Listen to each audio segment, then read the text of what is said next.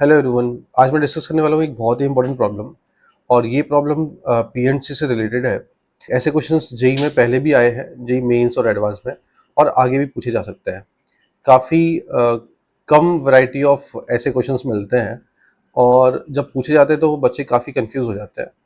और ये जो पैटर्न है ये आरएमओ से आया है। क्वेश्चन को देखते हैं। क्वेश्चन में बोला गया है कि the number of possible values of ordered pair m comma n such that 4 to power n plus 3 to power n is divisible by 5 when m and n are natural numbers and lesser than equal to 20।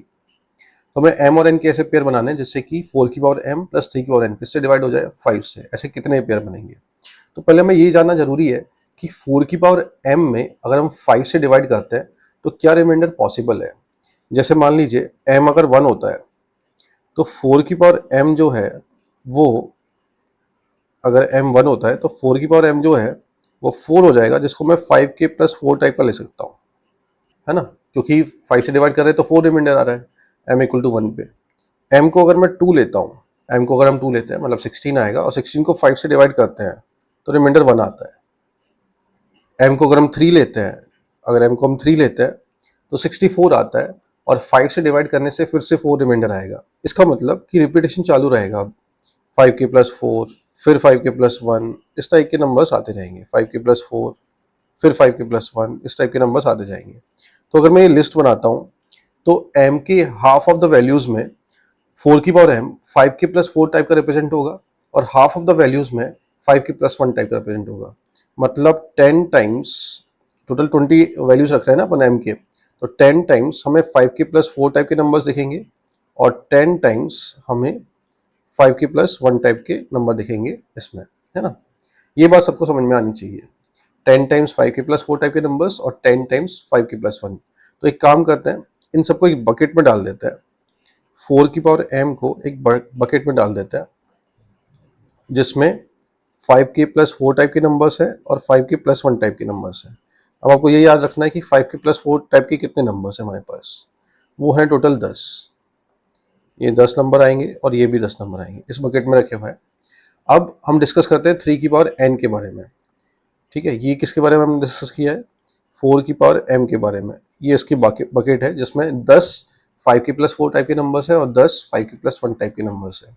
अब 3 की power n के बारे में discuss करते हैं। 3 की power n, जब n को मैं 1 रखूंगा तो 3 की पावर n हो जाएगा 3, विच इज 5 के प्लस 3 टाइप का नंबर। अगर मैं n को 2 रखता हूँ विच इज 9, और 5 से डिवाइड करता हूँ तो ये 5 के प्लस 4 टाइप का नंबर आएगा।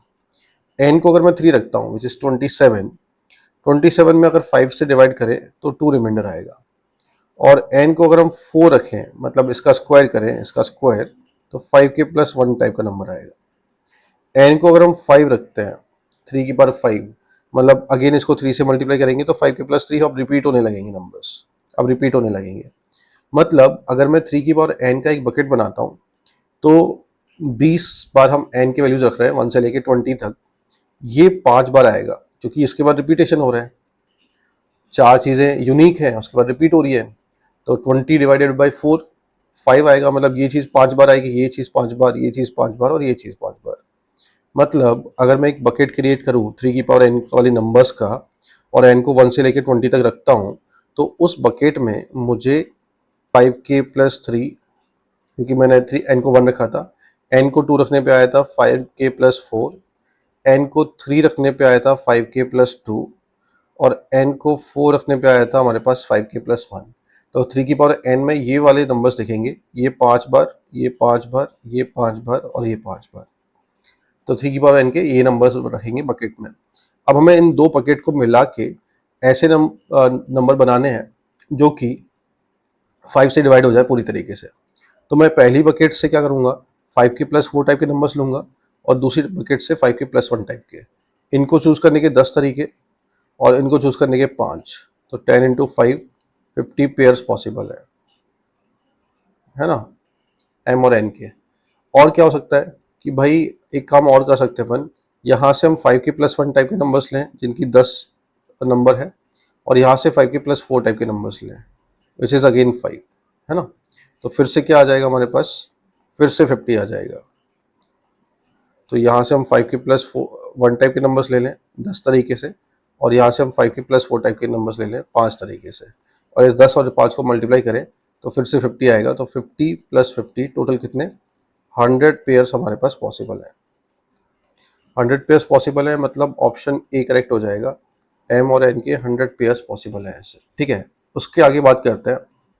तो अगर इन्होंने बोला बी ऑप्शन में which will be equal to the number of possible values of ordered pair m comma n such that 4 to power m plus 3 to power n is divisible by 7 with the same conditions। मतलब अगर हम 7 से divide करें तो 4 की power m plus 3 की power n पूरी तरीके से डिवाइड हो जाना चाहिए। ऐसे ordered pair m comma n 100 ही आएंगे, वो हमें चेक करना है बी ऑप्शन में। तो एक काम करते हैं, फिर से वही हम करते हैं कि 4 की पावर m को m के अलग अलग वैल्यूज़ के लिए 1 2 3 इनके लिए 7 से डिवाइड करके देखते हैं क्या बनता है। जैसे m को 1 रखा तो 4 की पावर m जो है वो 7 के प्लस 4 टाइप का नंबर होगा। m को 2 रखा मतलब इसको स्क्वायर किया तो 7 के प्लस 2 टाइप का नंबर आएगा। 4 स्क्वायर 16 में 7 का डिवाइड करेंगे तो 2 रिमाइंडर आएगा। m को 3 रखा, m को अगर हम 3 रखें और इसमें देखें तो 7 के प्लस 1 टाइप का नंबर आएगा। m को अगर हम 4 रखें तो 7 के प्लस 4 आएगा। तो इसके बाद रिपीटेशन चालू हो जाएगा हमारे पास। रिपीटेशन चालू हो गया, इसका मतलब हमारे पास बस इस 3 कैटेगरी के नंबर्स आएंगे। तो अगर मैं एक बकेट क्रिएट करता हूँ 4 की पावर m की टाइप के नंबर्स की, तो 7 के प्लस 4 टाइप के नंबर्स दिखेंगे, फिर 7 के प्लस 2 और फिर 7 के प्लस 1 टाइप के नंबर्स। उसके बाद m के वैल्यूज चेंज करने से टाइप्स रिपीट होने लगेंगे। तो अगर मैं देखूं टोटल 20 वैल्यूज ऑफ m रख रहे हैं और 3 ही वैरायटी आ रही है, तो हर वैरायटी 6 बार आनी चाहिए एवरेज, लेकिन ये वैरायटी एक एक बार ज़्यादा आएगी क्योंकि टोटल 20 करना है। तो ये 7 बार आएंगे, ये 7 बार आएंगे और ये 6 बार आएंगे। तो ये 7 टाइम्स आएगा, ये 7 टाइम्स और ये 6 टाइम्स। आप वैल्यूज रख के चेक भी कर सकते हैं, 7 टाइम्स और 6 टाइम्स आएंगे, टोटल 20 टाइम्स हो जाता है। इसका मतलब टोटल m की वैल्यू 20 रख रहे हैं। इसी तरीके से अगर मैं 3 की बार n के बारे में डिस्कस करूँगा, n के अलग अलग वैल्यूज़ के लिए, जैसे n को मैंने 1 रखा तो ये हो जाएगा हमारे पास 7k प्लस 3 टाइप का नंबर। अगर मैं इनको 2 रखता हूँ, जैसे 9 हो गया, 9 हो गया तो ये हो गया 7k प्लस 2 टाइप का नंबर। n को 3 रखा, n को रखा 3 27, 27 को लिखेंगे अपन 7k प्लस 6। n को अगर हम 4 रखें, n को 4 रखें मतलब इसका स्क्वायर करना है, इसका स्क्वायर करना है, 7k प्लस 2 का स्क्वायर करेंगे तो 7k प्लस 4 टाइप का नंबर आएगा।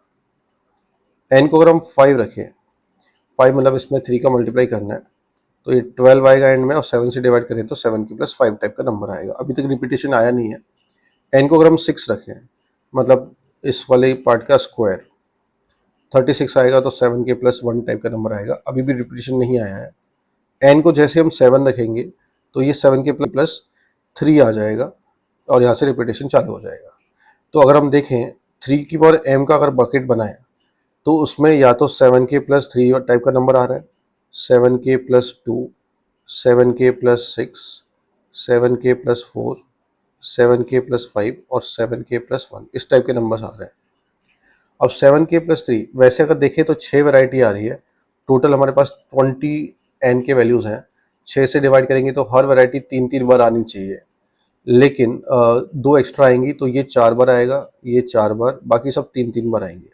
हर वैरायटी 3-3 बार बाकी आएगी। तो हमें क्या करना है, हमें इनमें से इनको ऐड करके 7 का मल्टीपल बनाना है ना।